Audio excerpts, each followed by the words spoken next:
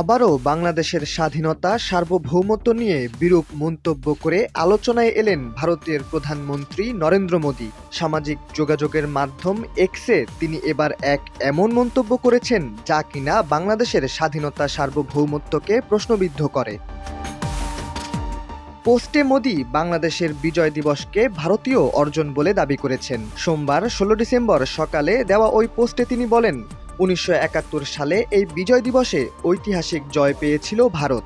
বিজয় দিবসকে উদ্ধৃত করে মোদি আরও বলেন, আজ বিজয় দিবসে আমরা ১৯৭১ সালে ভারতের ঐতিহাসিক বিজয়ে অবদান রাখা সাহসী সৈনিকদের সাহস এবং আত্মত্যাগকে সম্মান জানাই।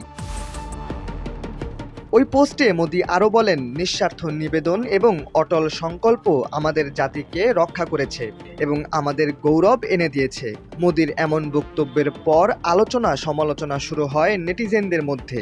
এমনকি তার এই মনোভাবের জবাব দিয়েছেন বৈষম্য বিরোধী ছাত্র আন্দোলনের সমন্বয়ক হাসনাত আব্দুল্লাহ।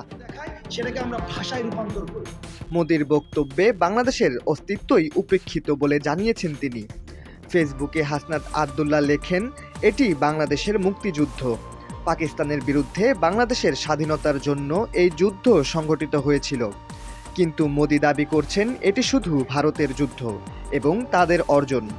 মোদির এমন দাবিকে বাংলাদেশের স্বাধীনতার ওপর সরাসরি হুমকি জানিয়ে হাসনাত আরও লেখেন, যখন এই স্বাধীনতাকে ভারত নিজেদের অর্জন হিসেবে দাবি করে, তখন আমি একে বাংলাদেশের স্বাধীনতা, সার্বভৌমত্ব এবং অখণ্ডতার প্রতি সরাসরি হুমকি হিসেবে দেখি।